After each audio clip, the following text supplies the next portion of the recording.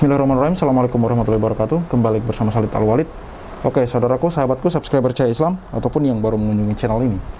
Seorang ibu rumah tangga bernama Ibu Linda. Beliau berasal dari Riau. Ya, dia seorang ibu rumah tangga biasa, tidak ada pekerjaan lain selain ibu rumah tangga, dan suaminya hanya bekerja sebagai pekerja serabutan. Di sini dalam video ini dia mengatakan dia menyetor atau mendaftar sebagai member Paytrend Titanium sebesar 10 juta.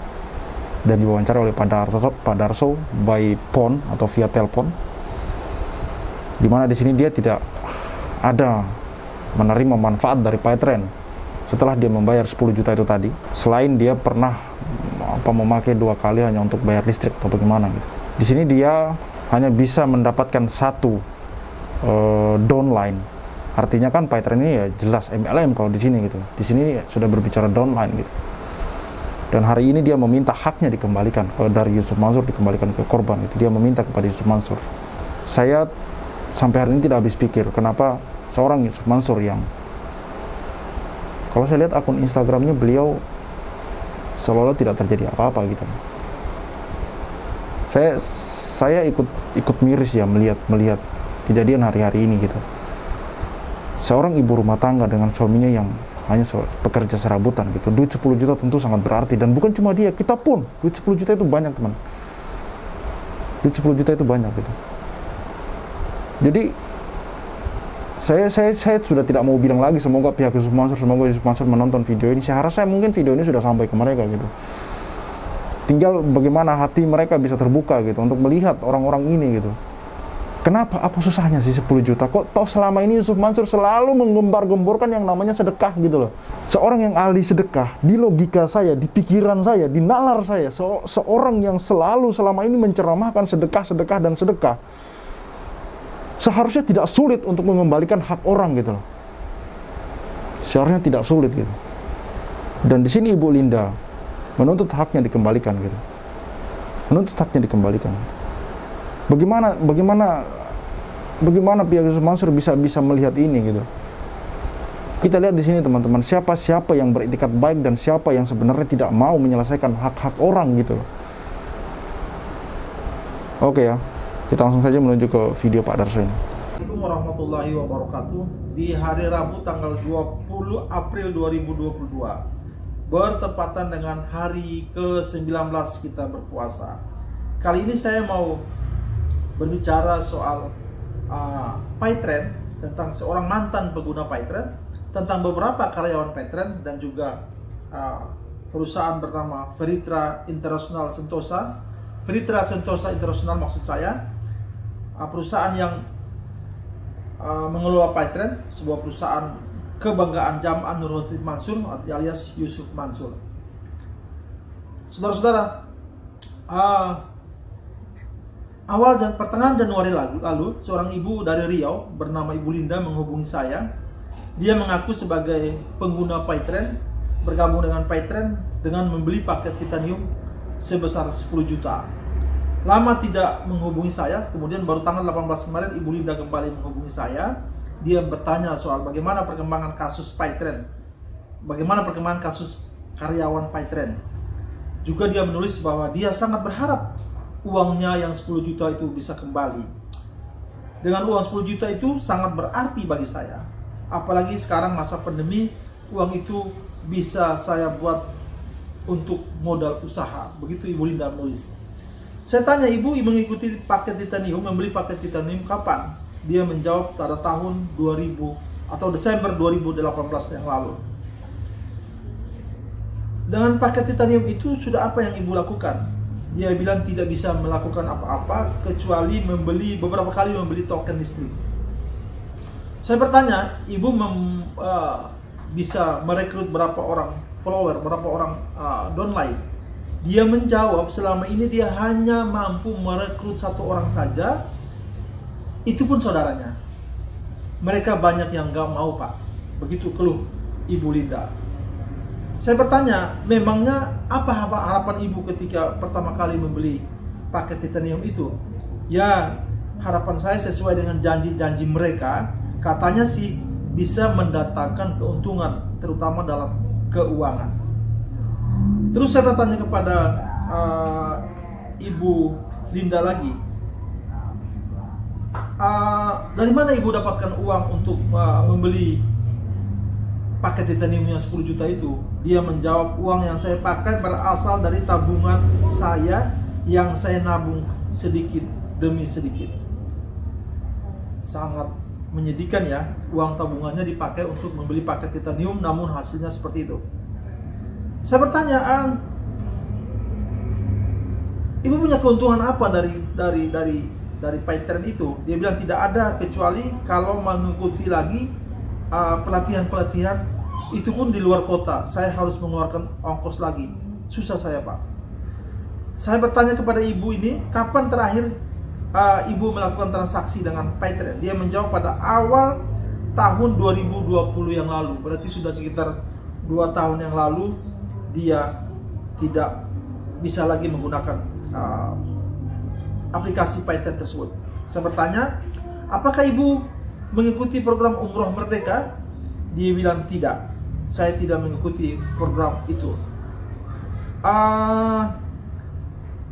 Saya bertanya, sekarang apa yang ibu inginkan? Dia bilang, saya mau uang saya kembali. Kira-kira, saya bertanya, mintanya ke siapa? Ke Yusuf Mansur? Dia jawab, iya, kan itu usaha bapak itu.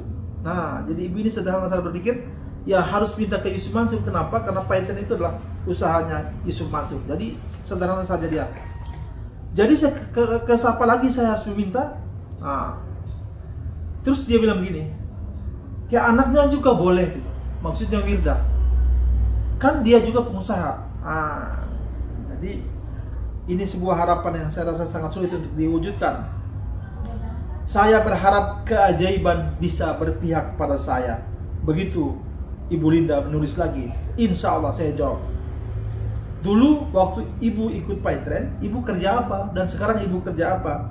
Saya gak ada kerja apa-apa. Saya ibu RT, maksudnya ibu rumah tangga biasa. Hingga sekarang suami saya bekerja serabutan. Maka dari itu, kalau uang saya bisa kembali, ingin sekali saya buka usaha jualan. Begitu katanya. Ibu Linda kemudian mengirimkan foto dirinya kepada saya yang saya pasang di video ini. Kemudian pada bagian akhir ibu itu menulis seperti ini, tolong perjuangkan kami Pak sebagai korban PayTrend. Saya jawab, doakan insya Allah. Begitu keluh kesah dari Ibu Linda yang telah bergabung dengan PayTrend 10 juta. Saudara-saudara, hari ini juga Pak Zaini mewakili 14 karyawan PayTrend mengundang kembali perusahaan itu untuk berdialog soal masalah yang dihadapi oleh para karyawan ini. Dialog ini disebut dengan bipartit, dialog antara dua pihak. Sesungguhnya dialog ini adalah sebuah musyawarah. Apa yang dialami oleh karyawan PayTrend dengan usahanya, kemudian mencoba untuk mencari titik temu, musyawarah, berbicara baik-baik dari hati ke hati, berbicara secara tertutup. Tapi lagi-lagi untuk yang kedua kalinya, PayTrend tidak mengindahkan undangan daripada karyawan ini.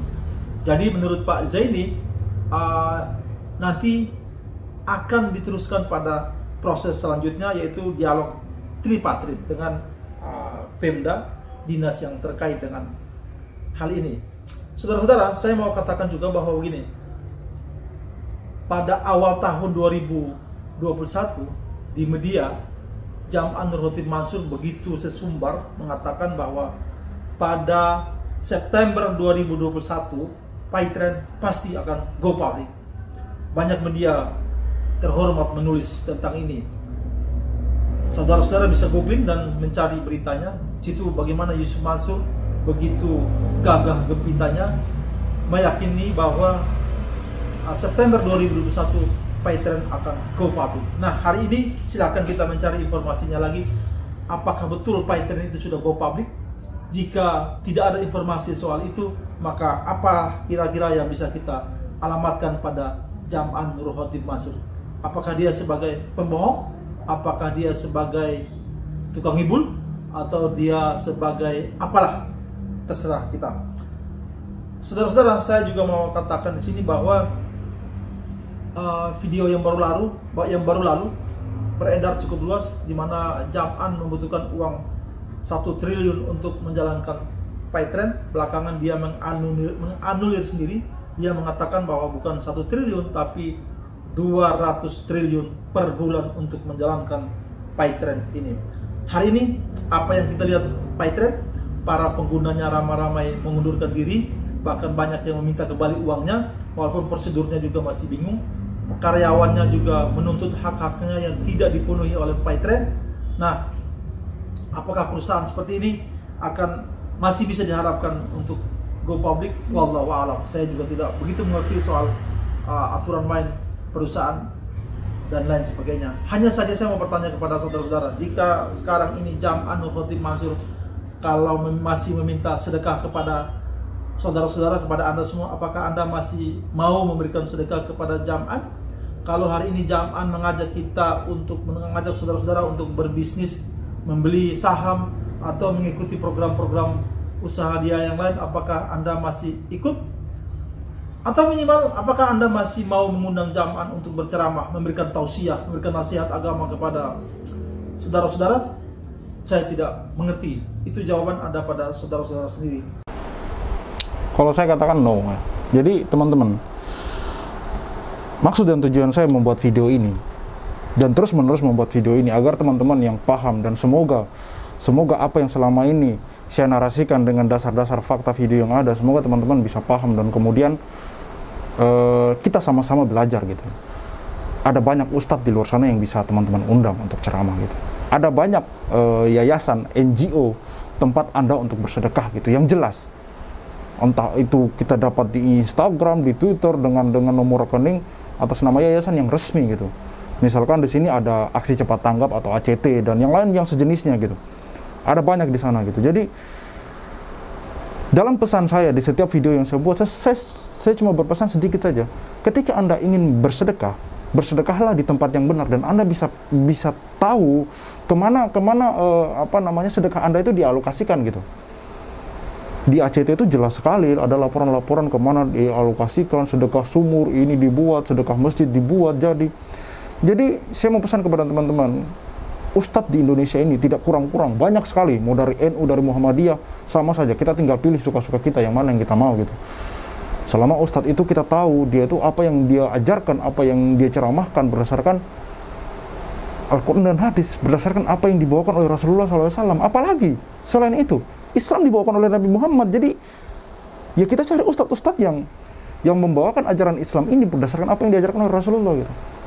Dan di sini saya mencatat beberapa hal inkonsistensi dari kata-kata Yusuf Mansur. Misalkan dia dulu dari Pak Darso ini, dan memang ya saya pernah nonton juga video Yusuf Mansur mengatakan bahwa PayTrend ini bakal go public. Kenyataannya sekarang, kemarin terdengar berita saham PayTrend mau dijual gitu. Terus di sini Yusuf Mansur pernah mengatakan di media sosial bahwa untuk menyelesaikan kasus-kasus yang bermasalah dengan korban-korban investasi ini, saya garis bawah investasi ya, bukan sedekah, investasi, di mana ini real business. Yusuf Mansur pernah berkata bahwa kepada korban-korban ini silakan datangin saya di rumah, kita ngobrol baik-baik. Kenyataannya diundang mediasi lagi-lagi tidak datang, teman-teman. Ini perlu dicatat inkonsistensi dari kata-kata Yusuf Mansur. Mengatakan dirinya Musa kecil apa segala macam. Mengembalikan hak orang aja sulitnya minta ampun gitu. Bagaimana tidak saya katakan sulitnya minta ampun? Kenapa korban-korban yang menuntut haknya ini harus seperti ini? Jalan yang mereka lewati gitu. Harus sesulit ini gitu. Sementara dulu begitu mudahnya mereka menyetorkan, menginvestasikan duit-duit mereka, uang-uang mereka, harta mereka, karena mereka percaya Anda. Mereka percaya kepada Anda, mereka sayang kepada Anda gitu. Lantas ini balasan Anda kepada mereka gitu. Maka saya minta kepada umat, kepada kita semua, buka mata Anda gitu. Buka mata Anda. Saya muslim, Anda muslim gitu. Kita sesama muslim saling mengingatkan di sini gitu. Jangan sampai ada orang-orang di luar sana yang menggunakan agama ini untuk kepentingan perut mereka, teman-teman. Kita cinta agama ini, kita cinta sama Islam ini, kita cinta Rasulullah gitu. Tapi bukan berarti kita kemudian menjadi buta gitu, menjadi taklid buta. Kita pelajari siapa yang perlu kita ikuti, siapa yang patut untuk kita ikuti gitu. Saya bilang bahwa masih banyak ulama di Indonesia ini, tidak kurang ulama di Indonesia ini. Banyak. Jadi hari-hari ini kita harus sadar gitu, untuk benar-benar kembali ke ajaran Islam yang kafah gitu, ke ajaran Islam yang benar-benar dari ajaran Rasulullah SAW gitu. Jadi ketika ada orang-orang yang membawa embel-embel penceramah segala macam, namun apa yang diajarkan tidak sesuai dengan ajaran Rasulullah SAW, maka kita tinggalkan saja, selesai kok, tinggalkan. Dan apa-apa yang ada pada dirinya tinggalkan, tidak perlu lagi.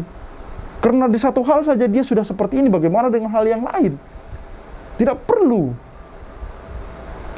kita lihat gitu. Jadi sekali lagi saya katakan, jangan sampai kita taklid buta dan buka mata kita lebar-lebar. Di Indonesia ini ada banyak pesantren, ada banyak lembaga yang menyalurkan dana kemanusiaan. Sedekahkan harta kalian di sana yang jelas, nomor rekening atas nama lembaga, atas nama yayasan. Mereka ada laporan di mana dialokasikan. Jadi saya anjurkan, apalagi di bulan Ramadan yang mulia ini, kita sangat dianjurkan ya, ajaran Islam itu, syariat Islam kita sangat dianjurkan untuk memperbanyak sedekah kita. Jadi perbanyak sedekah kita teman-teman. Yang menjadi catatan yang perlu kita garis bawahi ialah sedekahkan hartamu di tempat yang tepat. Di tempat yang tepat. Betul. Dan terakhir kepada teman-teman, ini sudah menjelang akhir Ramadan ya. Semoga ibadah puasa kita dan ibadah-ibadah lain dilancarkan oleh Allah Subhanahu wa taala gitu.